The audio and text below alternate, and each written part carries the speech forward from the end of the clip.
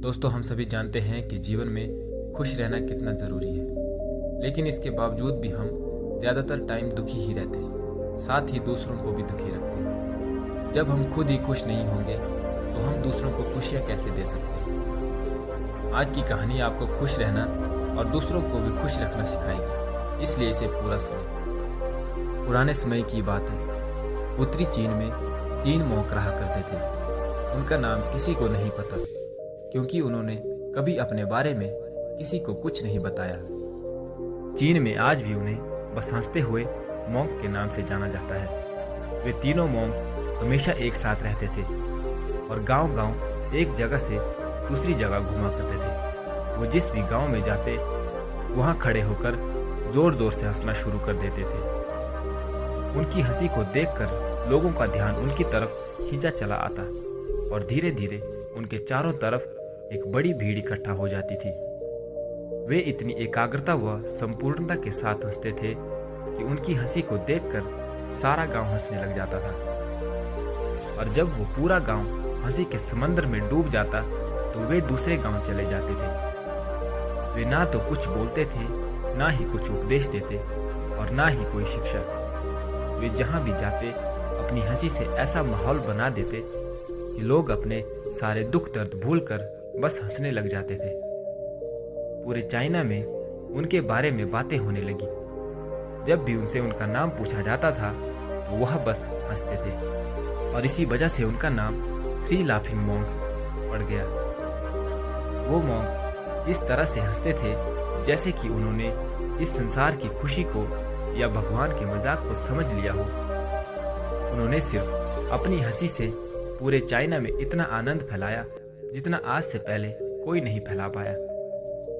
पूरे चाइना में घूमकर लोगों को हंसाते हुए समय के साथ वे तीनों बूढ़े हो गए और एक रात जब वे एक गांव में ठहरे हुए थे तो उन तीनों में से एक मॉन्क की मौत हो गई। ये खबर सुनकर पूरा गांव दुखी हो गया। गांव वालों को लगा कि शायद आज के दिन वो 2 मॉन्क जरूर रोएंगे और यही देखने के लिए हर कोई उनसे मिलने आया। जब सुबह हुई तो पूरा गांव इकट्ठा हुआ, लेकिन वो दोनों मॉन्क तीसरे मॉन्क की बॉडी के पास जोर जोर से हंस रहे थे। गांव के कुछ लोगों ने उन्हें समझाने की कोशिश की कि यह आपका साथी था और इसकी मृत्यु पर आपको हंसना नहीं चाहिए। अब उस दिन पहली बार उन्होंने लोगों से बात की और कहा, हम हंस रहे हैं क्योंकि यह आदमी जीत गया है। हम तीनों में शर्त लगी थी कि जो भी पहले मरेगा उस पर हम जोर जोर से हंसेंगे और इस आदमी ने आज हमें हरा दिया। हम अपनी हार और इसकी जीत पर हंस रहे हैं। इसे अंतिम विदाई देने का इससे बेहतर तरीका और क्या हो सकता है। ऐसा कहकर उन्होंने उस तीसरे मॉन्क को चिता पर लेटा दिया। चीन में यह प्रथा थी कि जब भी किसी इंसान की मृत्यु हो जाती तो उसके पुराने कपड़े उतार कर उसे नए कपड़े पहना दिए जाते थे।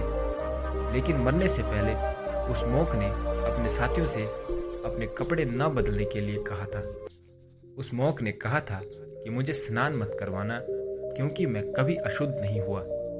मेरे जीवन में इतनी हंसी आई कि कोई अशुद्धता कभी जमा ही नहीं हो पाई।